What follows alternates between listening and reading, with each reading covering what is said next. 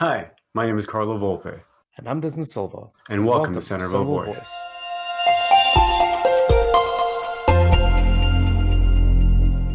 Hey everybody, welcome to Centerville Voice. My name is Desmond. Unfortunately, Carlo was usually be here, but unfortunately couldn't make it today. So we are going to be continuing on.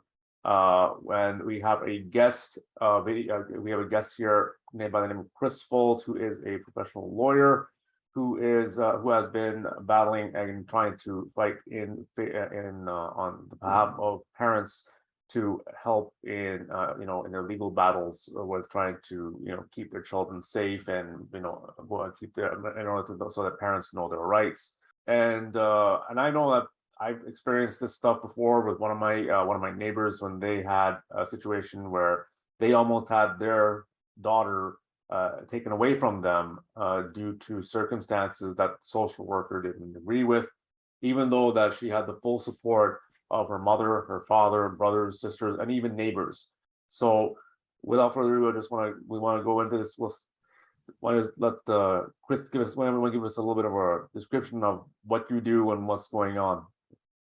Absolutely, I'm happy to. I'm happy to give a rundown of basically philosophically what's happening within our society that's leading to creating these types of situations, to explaining the nature of the legal slash regulatory environment, because there's a regulatory factor here, and I'm going to explain this shortly, that comes into play here.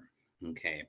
So, and then then I'm going to segue into basically how the system is structured so that you can use that to fight on behalf of not only for your child, but you got to fight for your relationship with your child as well, because interruption with your relationship, they will.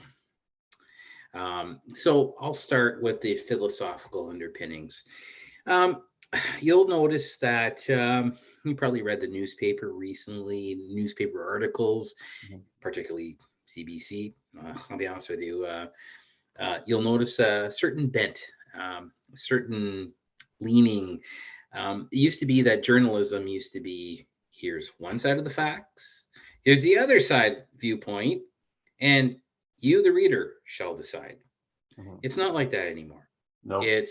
It's now demonizing one side. Here's why you should dislike this. Anyone who believes the opposite viewpoint doesn't present anything of that viewpoint, and it concludes with, that's why you should hate this side or disagree with this side.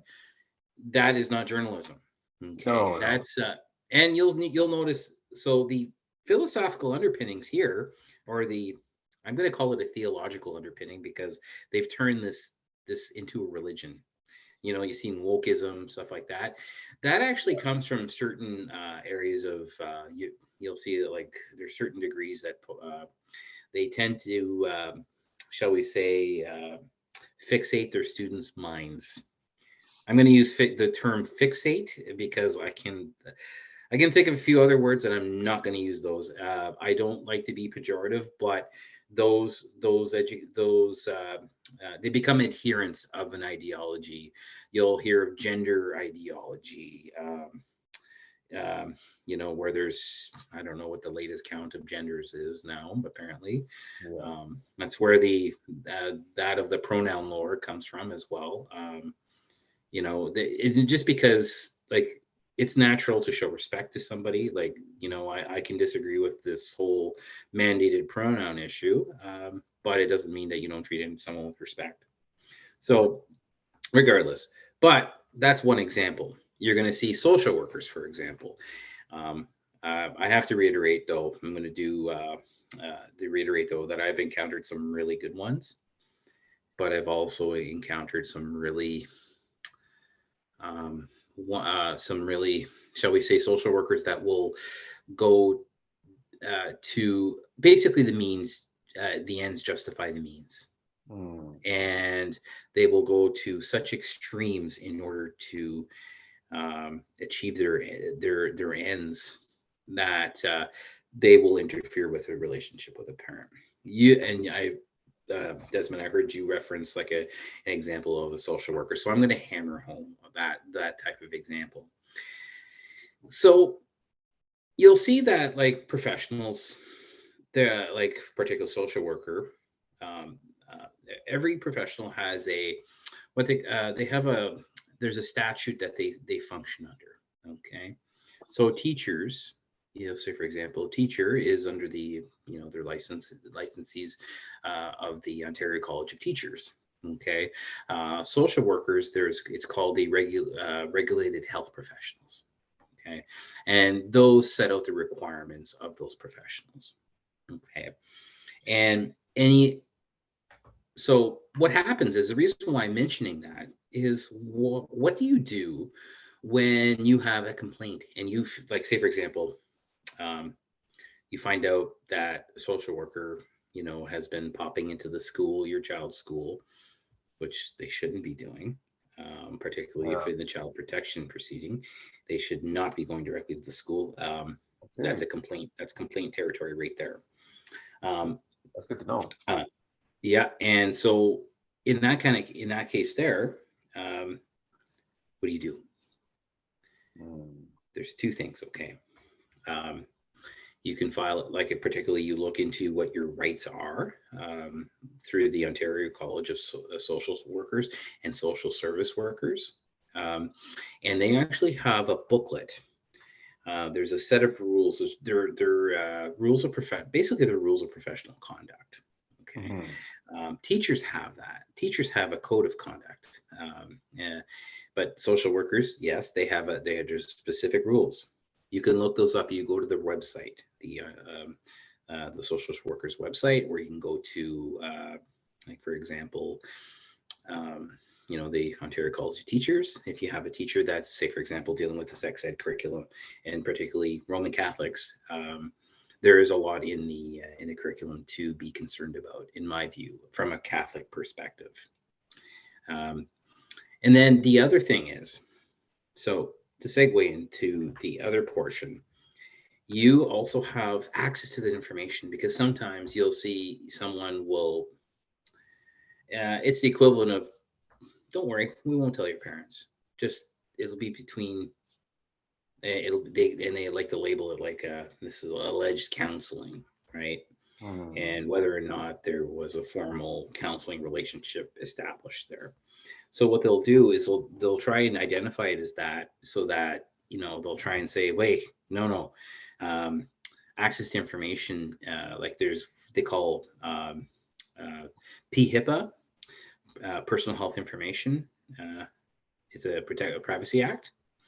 And that deals with release of information, or the potential of accessing one's own personal health information that's identified in the records of, perhaps well within the records of that social worker, or within the records of the social worker's employer. Okay. So, question about that. Yeah, go ahead. They put this under in such a way so that no one can release information about the child's healthcare. But don't parents have the right to request that information? Unfortunately, no. And I'm going to tell you a little trick that they do as well. With a minor. So there's, so there's like I said, there's the Personal Health Information Act. There's the Protection Act, or Privacy Act rather. Then you also have what they call these lockbox provisions. Okay, and I'm going to tell you this. So those are the two things I'll speak about with that in regards to your question. So the first part is under the PHIPAA, that statute.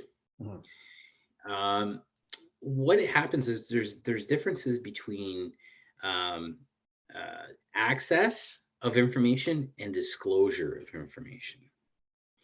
And so that's a two-part analysis. Like, those are two things that you'd have to consider when making a request to that, either the social worker or to their employer, right?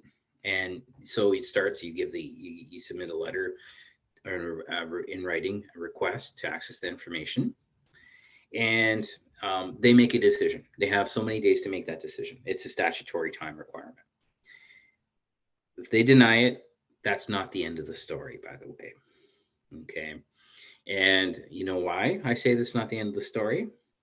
Is because you can go to the Information and Privacy Commissioner of Ontario. It's an Oh, involved process, and you can appeal. You can appeal the decision of either the social worker or the or the employer of the social worker. And so what happens is that, like I said, it's not the end of the story, and the privacy commissioner will make a ruling. It'll involve, like, you can choose mediation. Both parties can choose mediation, then, or otherwise you can.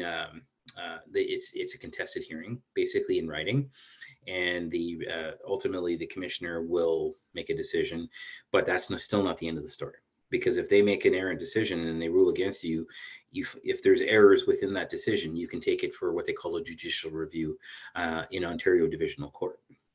so if you have the average Joe, the average person, the average mom and dad, who are having this particular, having issues with a social worker interfering with the upbringing of their child, and who had to go through this process, is that a costly affair, or is it like, or is it? It can be, and this is part of the reason why it's near and dear to me.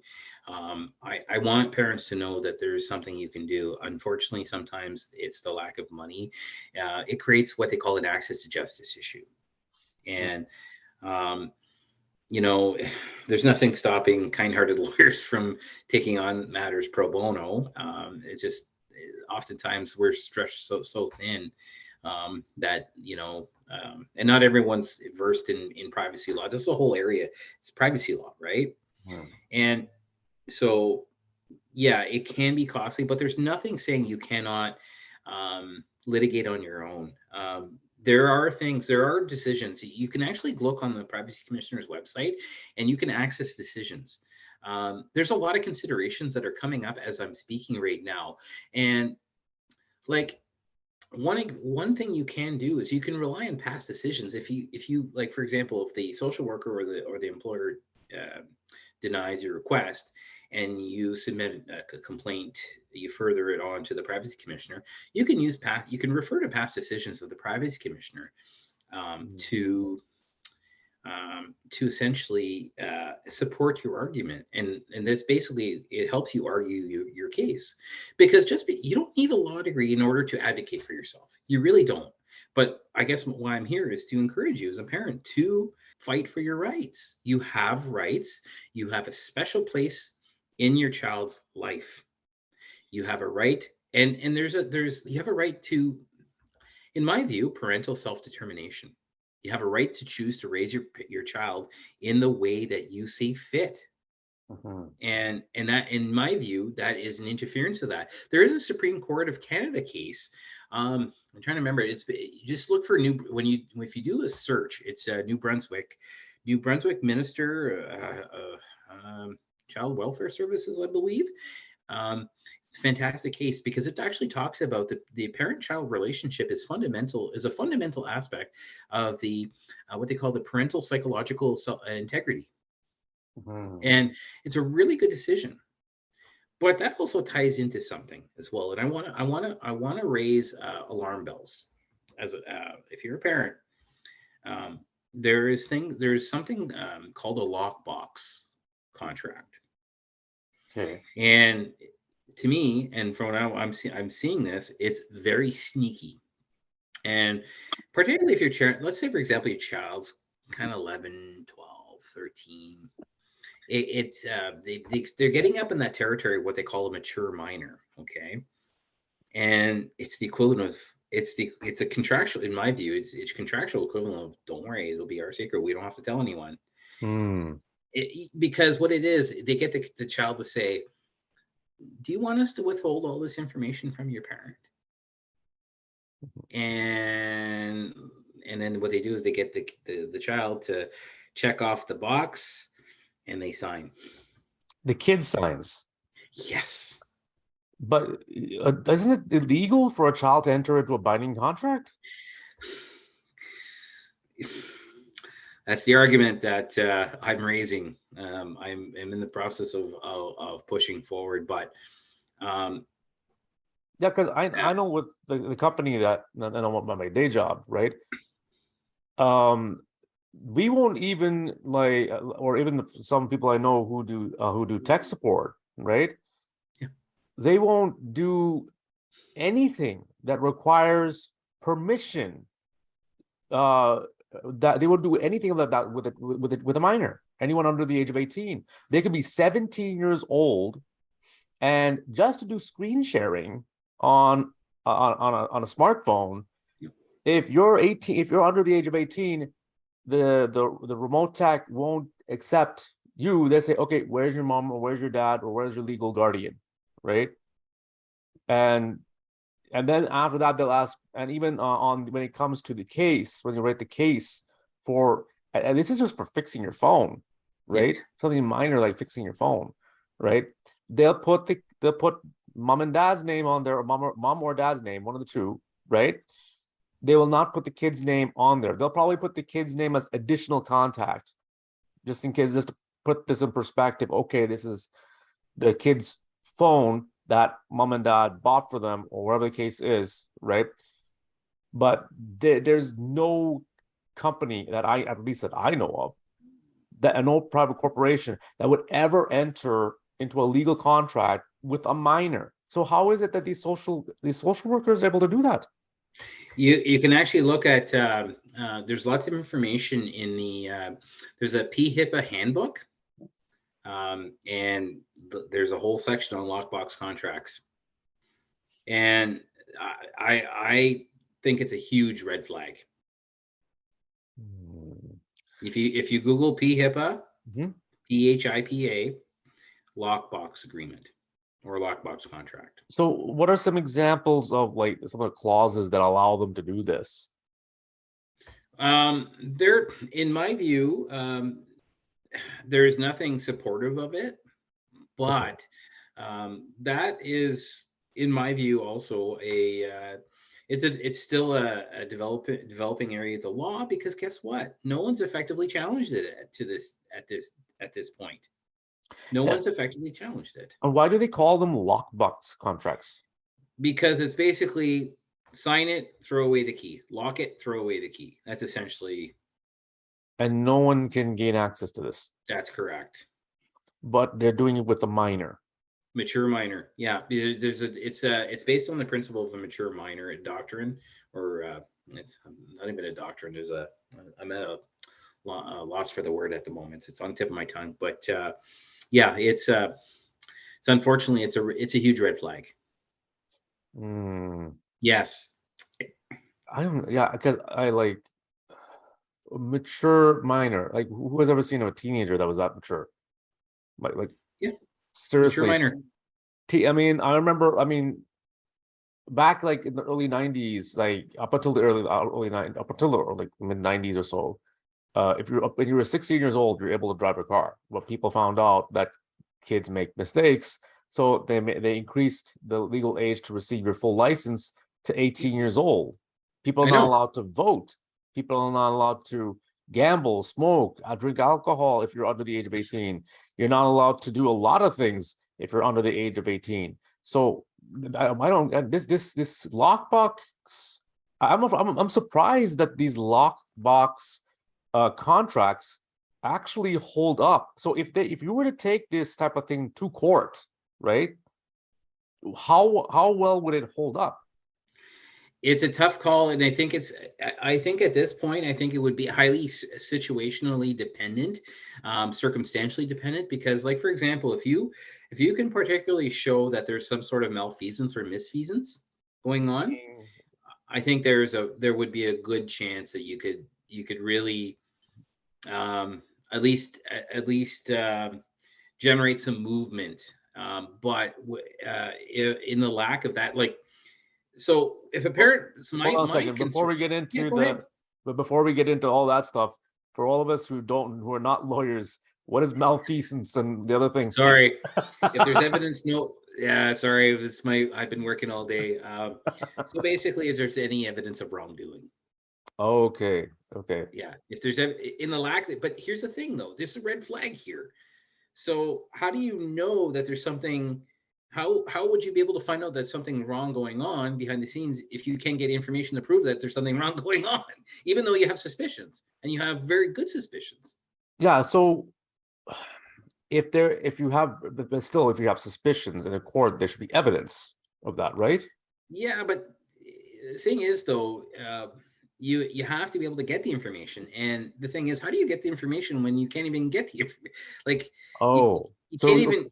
You need to be able to get to the door in order to put the key in. but can't, and when you're going to a court, or a court of law, can't you say, okay, we have this particular case, we request this information be released to the court for the purpose of this case? Not that's not the end of the story, though, because what happens, they can actually, there's a whole section in PHIPAA that talks about, or there's basically discussing that they're entitled to consider the best, allegedly consider the best interest of the child. Okay. But I have a concern with that, because in my view, and based on reading the cases, there is a concept called parens patriae. It's Parents, Latin. patriots. Yeah, Parens, parens patriae. Oh, parens patriae. Was that Yes, means?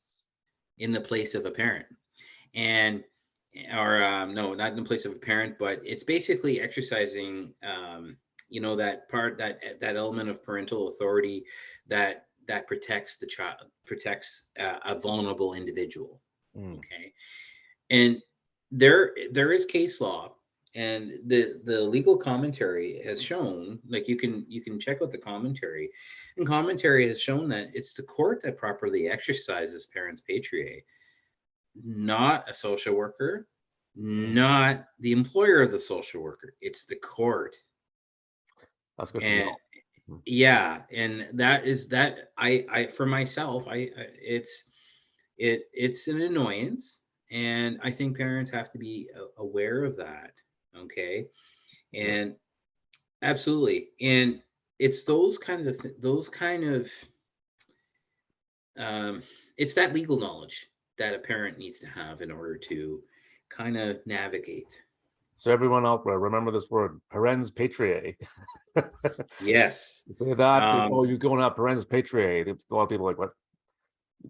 Absolutely. Yeah, And if a social worker or an employer of a social worker says, we can't give this to you because it's not in the best interest of the child, it's like, whoa, whoa, whoa. Are you even empowered to do that under statute? Does your home statute, say, for example, the Ontario College of Social Workers and Social Service Workers, for example, does it empower you to apply parens patriae? Trick question. Oh yeah, so you're basically asking the social worker that. Absolutely. But it's important, and that's that one segment.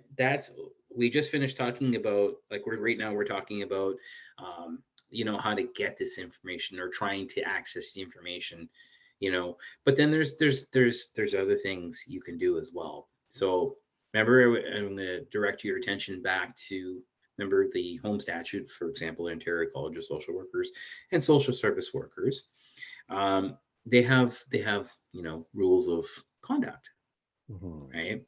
Professional rules that they have to follow. And you download those, and as you're receiving, like, for example, services from them, and they'll claim that they're not providing services to you, they'll claim that they're providing them to your child, and so on and so forth. That's what I've seen before. Not all of them do that, so but that's something to keep in mind. Okay, so you review those, and it's like, whoa, and you'll look at the rules, and whoa, they're not following this. They're not following this, and so that's where you actually have another option, is to make a complaint. And you can make a complaint based on what you've confirmed that they're not following. I strongly encourage not just to willy-nilly just file like a complaint that's unfounded. No.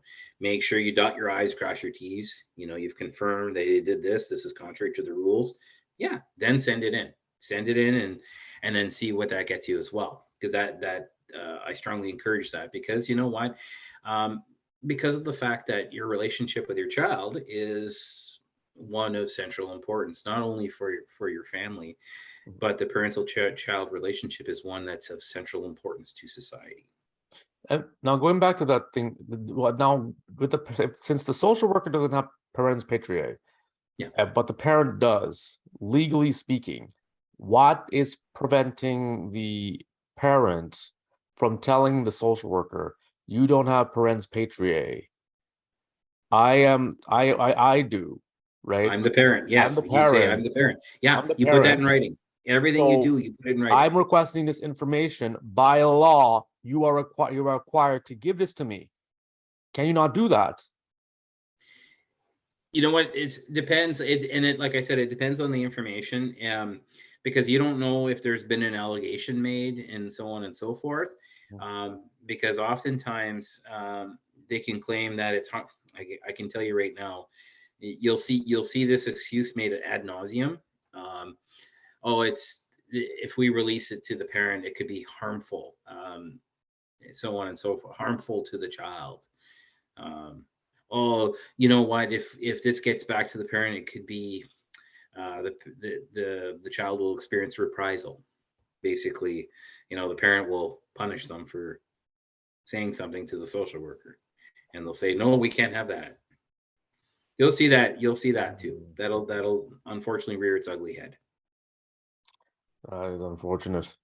Yeah, that's the reason why I'm here speaking tonight. This is really important. It's you'll see there's an old privacy commissioner decision. It's older, but the reasoning is really good. So there's like obviously there's a lot of parents out there that are just common law, not just I treat everybody with equal respect. And then there's married couples. And the married couples, they actually, because they're married, the Divorce Act applies, okay? And when you apply to under PHIPAA, there's a section, it was 16.5 of the old Divorce Act, and the new Divorce Act, I think it's 16.7? 16.7 or 16.4. When I'm saying 16, it's paragraph section 16, subparagraph 4 or 7. It's one of those two, but it used to be 16.5, and it says that basically all information pertaining to health education information is to be given to either parent.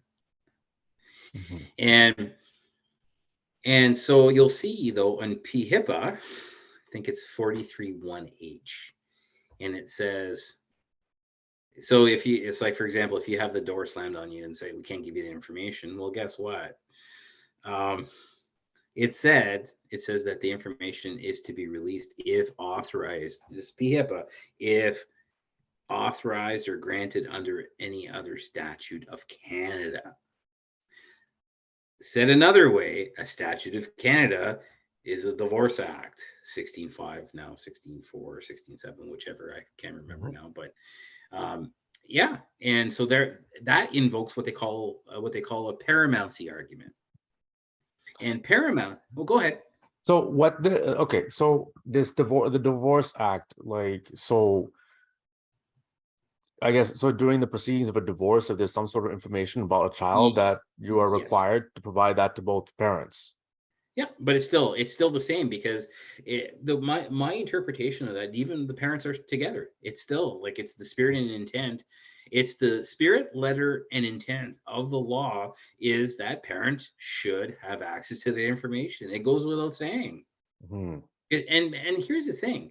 There's another point here that I need to make here. It's what they call your informational self-determination right. You have your right to informational self-determination. Okay.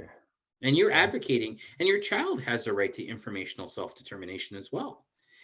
That, in other words, informational self-determination meaning? Well, basically, you have access to that information and to control what's released about you and what to know what they have about you, including your child. Right, right. So that means so you can always say, okay, according to David, we're not allowed to, you're not allowed because of this particular reason, and you can always refer to that particular law in the Divorce Act.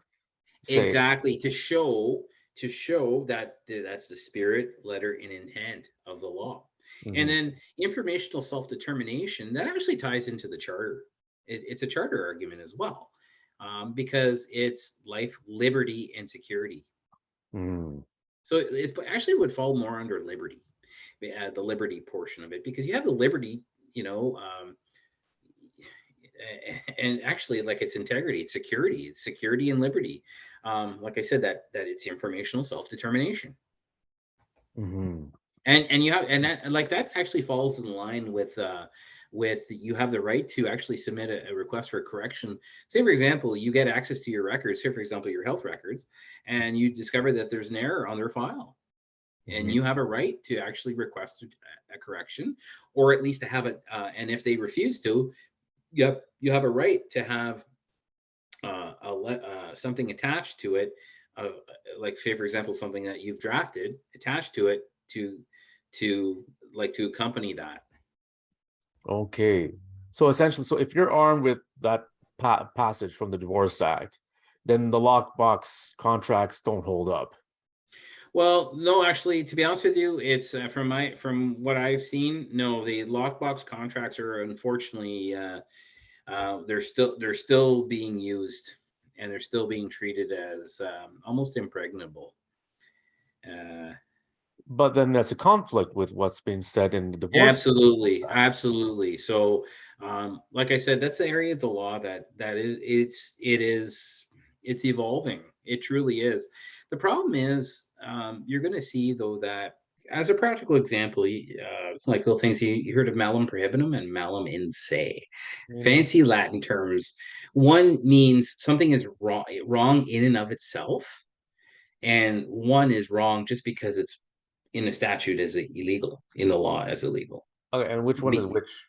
So malum prohibitum is the one that's written in the letter of the law as being wrong, as being it's just simply, it's because it's in writing in the law that it's wrong. But you can have one and not be the other, and vice versa. Okay. So, like abortion, for example, as Roman Catholics, abortion is wrong. We cannot support abortion. It's the taking of a child's life, but it's still legal. Make sense? Okay. Right. Okay. So the law says it's okay, so it's allowed.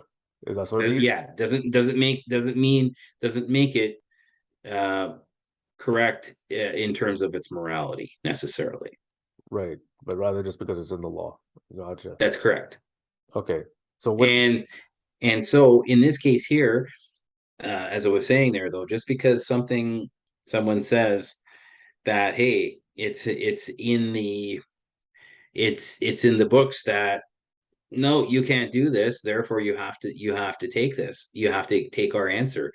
No, that's the reason why you fight for your rights, because there's something called bad law. You ever heard of that? So you can actually have bad law, and I'll explain this one. This is actually something that's really important to know.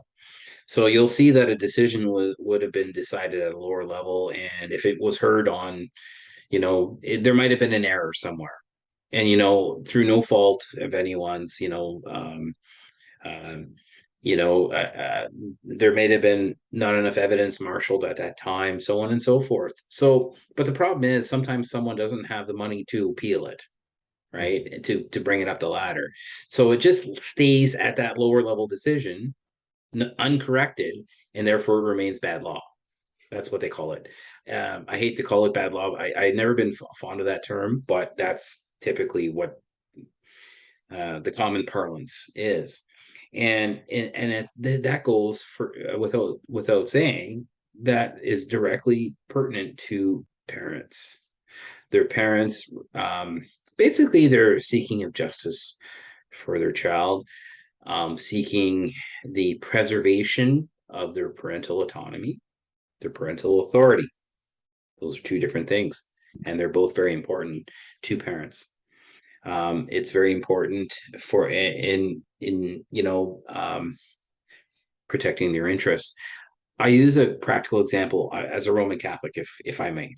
Mhm. Okay, St. Thomas More. So, do you know who St. Thomas More is a patron saint of? Oh, what? Lawyers. Oh, okay. St. Thomas More was a lawyer, Okay. and if you know anything about his story, he could have just simply given in. The king wanted him to do things that were completely Moral?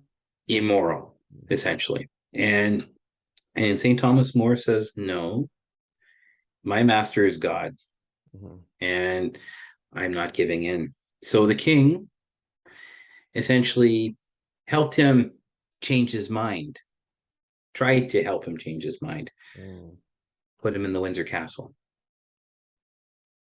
did a lot of things to him. Mm. After I forget how long, the king said, have you changed your mind yet? You know what St. Thomas More said? No. Nope. And eventually St. Thomas More was put to death. But we take great inspiration from his example. You don't stop fighting. If you know you're right, you're right. Your child needs you. Parents, your children need you. Your children deserve to remain children. Mhm. Let kids be kids. And I'm seeing this adultification of children right across the board. Mhm. And are you familiar with the this recently there was a human rights commission in Ontario. It was a human rights complaint where parents in Ottawa actually, they had their child at a school, and the daughter came in at one point and said, like, this is all in the newspaper. You can verify this, and said, "Mommy, Daddy, I don't want to be a boy." They're like, "What are you talking about?" Well, apparently and this, I think it was grade two. I think it was a grade two, and Oh my God. apparently the teacher was focusing on gender theory, teaching gender theory in the classroom. In grade And 2. yeah, and so the parents said, "Listen, we want to take the child out." This is all, you can actually look this up, National Post, all the newspapers, and I think the decision was just rendered a couple weeks ago. The parents lost, unfortunately. And so what happened was ultimately the parents had found out that after telling the teacher and the principal, we want our child out of this class. The teacher said, no, no, no. Apparently, this is all in the newspaper. Well, from what I've read, I recall these details. And they said, no, we're going to. The teacher just kept on teaching the gender theory stuff, and instead of focusing on math or anything like that, right? Anything of Yeah. I mean, yeah, gender theory shouldn't be taught in elementary schools, period. no, no, it's Especially when they can't no, even it's just understand that stuff. I let mean, we don't children be give children. sex ed. Let Yeah, I know. children We be don't children. give sex ed to kids until they hit puberty. That's how it should be, right? Yeah. Why are they? Why are why are these people practically acting like pedophiles or groomers and trying to make these kids into, you know, and trying to ruin these children? I let them grow more naturally. I mean, it shows right there that little girl didn't want that, right? And even I remember uh one school that there's there that a teacher called there was a teacher who was being told by the school board that she had to teach LGBTQ ideology to her class. Grade 4 or 5 class it was, right? No, grade 4 class. She went to the students and says, okay, who here is uncomfortable with learning about this particular topic? Every single student in the class raised their hands. And she's like, okay, fine, we're not learning about this. Right? We're not going to teach Question them. is, do the kids have this autonomy now? No, they do not. Well, at least, Unfortunately. it depends. It depends on the teacher, right? Yeah. Yeah. So if the teacher allows it, then yes, they do. So you gotta pray that you got yourself a good teacher teaching that particular class, right?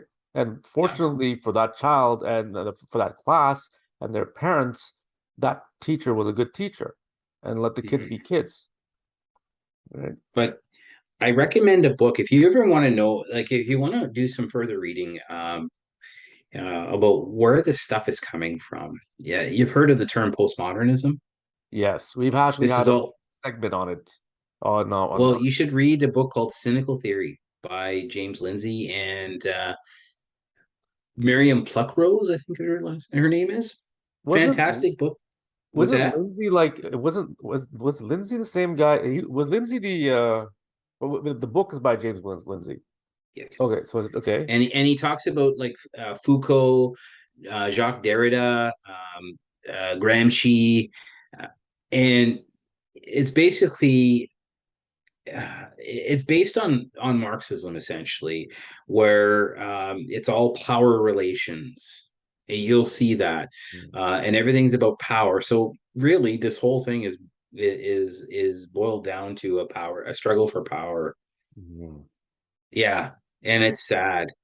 Yeah, so basically you're having children that are being raised by the state rather than by the parents.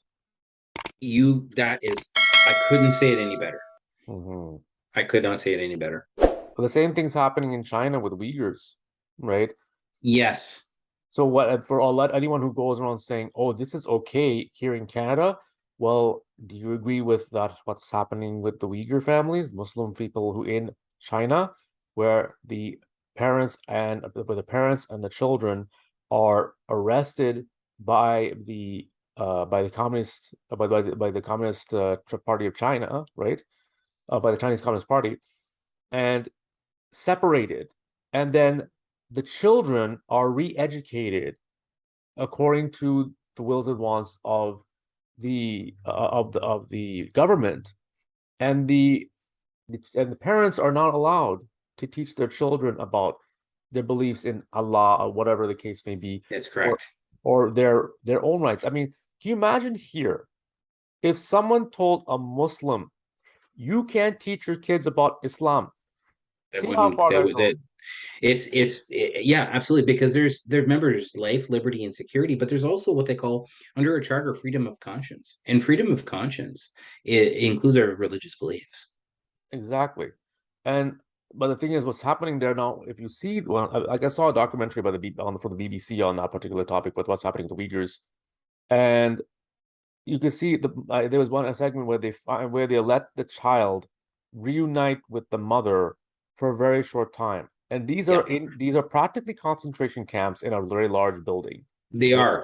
There are actually. I actually just finished reading a book about this, and apparently and even with they put them in a health containment facility. Apparently, if any of them get sick, and they're like completely isolated from all human contact in a middle of a warehouse in a cubicle, tiny wee little cubicle, and Oh, with the with well, well, they have these I think mostly this re-education centers is what they are.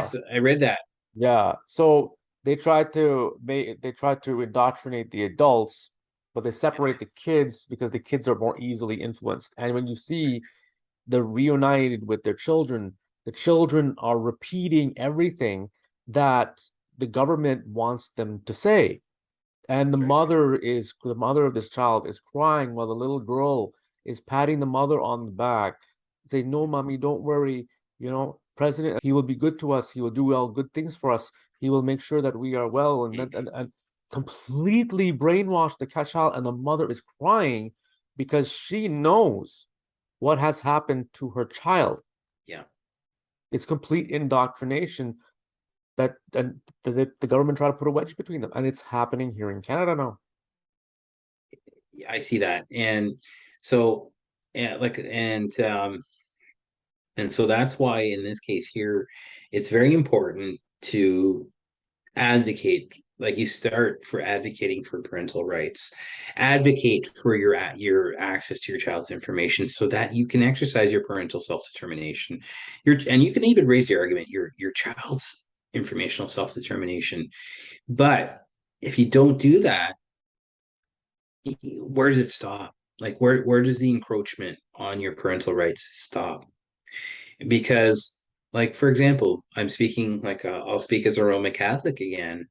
We have beliefs. We have core beliefs, and some of those beliefs, they do run contrary to what the accepted values of our society are. Unfortunately, so, at least that's what most people will try and portray it as. Mhm. But they're not. They're actually consistent with our Constitution. We don't believe in abortion. We have the respect for human dignity. Mhm. We do not support medical assistance in dying. Why? Because we believe in human dignity. We believe in the dignity of children. We believe in the dignity of parents. We believe in the dignity of the elderly. Mhm. And when you look at it as a society, we're letting our elderly die. Mhm. And you're seeing that just lately. There was in the news there about medical assistance in dying being used to potentially kill people who are poor. I'm What? sorry, poverty is not a medical condition. Yeah, it came out. There was in the um there's right now. My understanding is that there's a systemic analysis being done of the use and abuse of medical assistance in dying. There was a case out in, I think, BC, where the person was assisted suicide because they were poor. But this individual who was poor, they allowed it to happen. They asked for it to happen, or was it just forced on them? Yes and no. Actually, that's a double-edged sword on that one. It's unclear whether or not they specifically asked for it or they felt they had no choice. Because if a person feels they have no choice, is that a choice? So, what would make them feel like they have no choice? Because it's like they can't afford anything. They may have a medical condition that's not fatal or anything, but then they can't work, and then they can't afford, like, say for example, big cities, Vancouver, the rent prices, so on and so forth, right? And then they may have bills like to pay for a medical, someone to, like, a nurse or whatnot. But like those are the values, though, like supporting those kind of people Yes. and supporting the dignity of human, that's of a human being, regardless of their situation in life. That's what our core value is. But it's and ultimately it's not. And like running opposed to abortion, we are actually acting in accordance with both our faith and the fundamental concepts that are embedded within our Constitution, because our Constitution is founded upon a Christian God. Mhm. It's there. Yeah, even the Charter of Rights, it says that yeah, it Yeah, mentions God as the ultimate goal. And even if you're not Christian, the skin of Paul you, and why would you want to put God there? Well, even if you're atheist for that matter, if you can look at it from, like, from my side, if you could look at it from a God as a representative of a standard, right? yeah, A certain standard that cannot be altered nor determined just purely by human wants and convenience, right? It yeah, should be done. This is an objectively moral status, like life, liberty, and security, right? Life and right. liberty are that is as seen in life and liberty as is seen in under the rule of God, because if you look throughout history, if you see people who have tried to use things like the soul to determine as who has who is a human and who is not. If you don't have a soul, then you can be killed, right?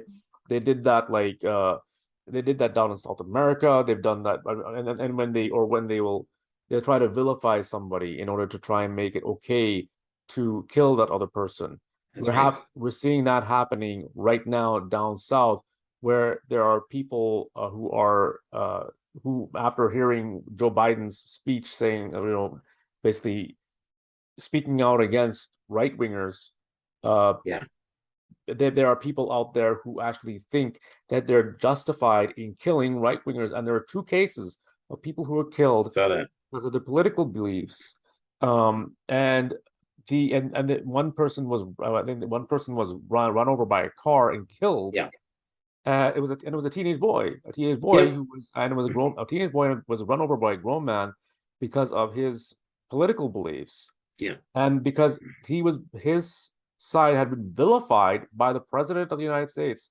And so they thought, and when they were convicted of murder, that person was surprised. They thought, and the same idea, the concept of personhood. I seem to recall that person actually was asking if he would be able to go to work the next day. I seem to recall that. That's the level of terrible indoctrination that these people are going through. That's how bad the beliefs are. But here's the thing, though. How do you do that? Is by keeping the information from one side or the other. And so that's why there's the benefit of that. Remember, like, to go back to our topic there, just to touch upon it again, that's the reason why we have these access to information statutes, you know, that allow us to get access to information, because guess what? Because our Constitution assumes a rationally self-informed individual that makes individual decisions based on their own self-education. So basically making rational choices, a rational actor, right? And how do you do that when you don't have the information? So that's the reason why those statutes exist, is for the individuals to take steps to inform themselves, make decisions based on that. And that ties back into the rights of parents. They're making decisions on behalf of their children. Exactly. Their children need their parents to make these rational choices based on information, and to make sure that they're like, no one's made up any stories within a file. I've seen that too. Yeah. So yeah, it's really, it's very, very important that parents learn to educate themselves on this type of stuff. And honestly, I think that what you brought here, Chris, has been super valuable to like a lot of folks. There's a lot of stuff I'm learning a lot, right? Especially, right? I didn't just half the stuff that I didn't like about contract, was it lockbox contracts and agreements and stuff like that, or lockbox agreements. That and then of course how that conflicts with the but in the Divorce Act, right? The rights of the parents and all that stuff. And yeah, otherwise, if anyone who's not educated on that stuff, they'd be like left high and dry. Absolutely. And privacy law is I'm going to tell you this. It's a niche area, and that's why, like, you'll see, like, there's like privacy law professionals, there's different groups that of counsel that special, like, they focus on the privacy area. It's a very heady area of the law, and it touches upon, that philosophical underpinning of the classical liberalism, right? That rationally self-informed individual making choices, and so you'll see that a lot of the legal arguments that are tying into the, like, regarding privacy, they actually touch upon a lot of those classical concepts. And I for myself, privacy law, it really it really has a fundamental role in our democracy. It really does. That's awesome. So anyways, Chris, that's all the time we have for today. Thank you so much for coming on. And sorry for being so wordy. No, it's okay. That's okay. Yeah, if that's the case, then just ask. We can always just ask what questions are. I know we all have Google, so we can always go and look up these definitions on Google. So if there's something out there that you don't know about something that Chris just said, and he said some Latin word or some law term that you don't understand, just look it up. Yeah, I'm sure you'll be able to find it on there. But I think he did a great job of being able to explain in the terms and everything that's there. And hopefully anyone else who's who runs into this particular situation would would be able to find find it very useful and enabled in their case. I just want to leave it with this, because I know for those of people who think that ripping a child away from their mother or father regardless of just because you have a certain disagreement about how that child should be raised or in what conditions that child should be raised. I want to try and put this out there. As I mentioned before, I had a neighbor whose daughter they tried to tear away her daughter from her. She fought tooth and nail to get her daughter back. And here's the problem is when her son was born, right, they tried to do the same thing again. Both children were traumatized by the whole experience because, and now when they entered into when they enter into a car, they cry and they're so afraid because they associate getting into a car with being separated from their mother. So you tell me, is that right to allow this to happen, especially in a situation where maybe she was a single mom, right? But she had her mother, her father, her brothers and sisters, and there were even neighbors out there who were willing to drive her back and forth to hospital events to help with the kids, right? And with transportation. And they had a supportive mom who was there to help babysit and feed her, and her dad who used to work and support the family, brothers and sisters to act like uncles and aunts, act as the uncles and aunties to actually to act as care when she went off to work, right? So you have a supportive family that's there, and you want to rip this child from their family. To any social worker out there, I just want to think about it. How would you feel if someone did that to your child? That's like I just want to know. Like if the roles were reversed, how would you feel if they did that to your child, and how would you feel if your child was the one who was being traumatized by that? I'll leave it at that. So yeah, but Chris, thank you so much, and I want to thank you for coming on. And remember, guys, remember to like, subscribe, and hit that notifications bell to make sure you'll be able to hear when the next video comes out. We are doing shorts now, so you'll be able to see probably little points and clips of this video as well in those shorts. So make sure you hit the notifications bell and subscribe. Thanks for watching us at Centerville Voice. We'll see you all next time. Peace. Hi, and thanks for watching this episode of Centerville Voice. If you like what you see, don't forget to share, like, comment, and subscribe. And if you're watching this on YouTube, also click on the notifications icon to make sure you'll get notified on all of our new episodes every Friday. By sharing and liking this episode and all of our episodes, it really helps to promote the channel. And by sharing these episodes, it helps to promote our word and get the word out. If you like what you see and hear, please consider becoming one of our supporters on Patreon. 10% of all Patreon supporter donations we receive go directly to our charity of the year. This year, our charity of the year is the Terry Fox Foundation. You can visit us at centervillevoice.com to learn more and engage with us on one of our social media platforms. Thanks for your support, and we'll see you again in the next episode. Peace.